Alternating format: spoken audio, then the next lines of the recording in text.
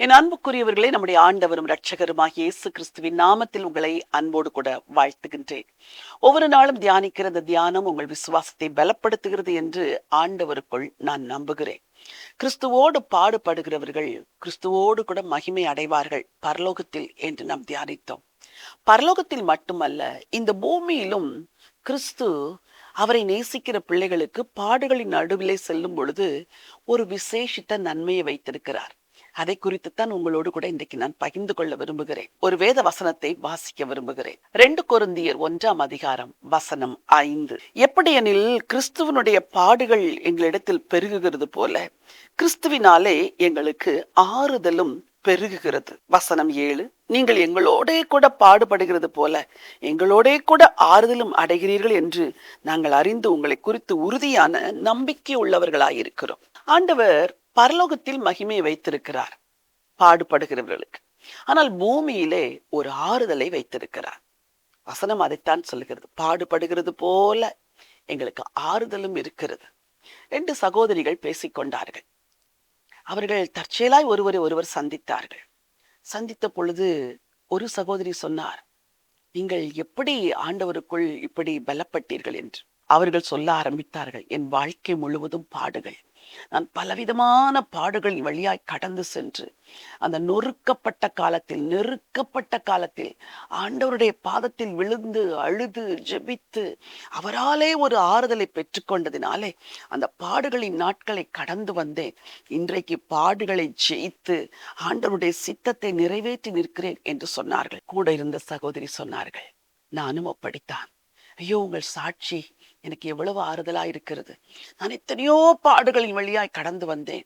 பல நேரங்களில் ஆண்டவரிடத்தில் வருத்தப்பட்டேன். ஐயோ ஆண்டவரே, எனக்கு ஏன் இந்த பாடுகள், எனக்கு ஏன் இந்த பாடுகள் என்று. ஆனால் இன்றைக்கு உங்கள் வாழ்க்கையை பார்க்கும் பொழுது என் வாழ்விலும் தேவன் இப்படி கிரியை செய்வார் என்று நான் நம்புகிறேன் என்று சொன்னார்கள். அப்பொழுதுதான் அந்த முதல் சகோதரி சொன்னார்கள், உங்களைப் போல உபத்திரப்படுகிறவர்களுக்கு ஆறுதலாய் இருக்கும்படி தேவன் என்னை உடைத்தார் என்று இன்றைக்கு நான் அறிந்து கொள்கிறேன் என்று. எனக்கு அன்பானவர்களே, உங்கள் வாழ்க்கையிலே கிறிஸ்துவுக்காக படுகிற பாடுகள் பாடுகளாகவே முடிந்து விட போவதில்லை. அந்த பாடுகளோடு கூட ஒரு ஆறுதலை ஆண்டவர் கொடுக்கிறார். ஒரு ஆறுதல். ஆண்டவர் இயேசு சிலுவையிலே தொங்கும் பொழுது எல்லா சீடர்களும் ஓடிவிட்டார்கள். ஆனால் சிலுவையிலிருந்து இரட்சகர் இயேசு பார்க்கும் பொழுது யோவான், இன்னும் மகதலேனா மரியாள், இயேசுவின் தாய், ஸ்திரீகள் இருக்கிறதை ஆண்டவர் கண்டார். இதை பார்த்தவுடன் அவருக்கு ஒரு ஆறுதல். எல்லாரும் ஓடிவிட்டார்கள் என்று நினைத்தோம், ஆனால் இந்த ஒரு சிறு கூட்டம் எனக்காக நிற்கிறதே என்று சிலுவையில் கிறிஸ்து ஆறுதல் அடைந்தார். எனக்கு அன்பானவர்களே, பாடுகளை கண்டு ஓடிவிடாதிருங்கள். பாடுகளோடு கூட ஒரு ஆறுதலும் வருகிறது என்பதை அறிந்து கொள்ளுங்கள். சிலுவையில் தொங்கின கிறிஸ்துவுக்கு யோவான் ஒரு ஆறுதலின் மகனாய் அங்கு நின்றது போல, அந்த ஸ்திரீகள் ஆறுதலின் மகள்களாய் அங்கு நின்றது போல, நீங்கள் கூட இந்த பாடுகளின் வழியாய் கடந்து செல்லும் பொழுது உங்களை ஆறுதல் படுத்த கிறிஸ்து வருவார். உங்களை ஆறுதல் படுத்த உங்களைப் போல உபத்திரவத்தை சகிக்கிற ஒரு சிலரை ஆண்டவர் அனுப்பி கொடுப்பார். அவர்கள் சாட்சிகளை கேளுங்கள், அவர்கள் பேசுகிறதை கேளுங்கள், அவர்கள் வாழ்க்கையில் ஆண்டவர் செய்த நன்மைகளை கேளுங்கள். உங்கள் விசுவாசம் கூடும். பவுல் எழுதுகிறார், வாசிக்க விரும்புகிறேன். வசனம் 7. நீங்கள் எங்களோடே கூட பாடுபடுகிறது போல எங்களோடே கூட ஆறுதலும் அடைந்திருக்கிறீர்கள் என்று நாங்கள் அறிந்து உங்களை குறித்து உறுதியான நம்பிக்கை உள்ளவர்களாய் இருக்கிறோம்.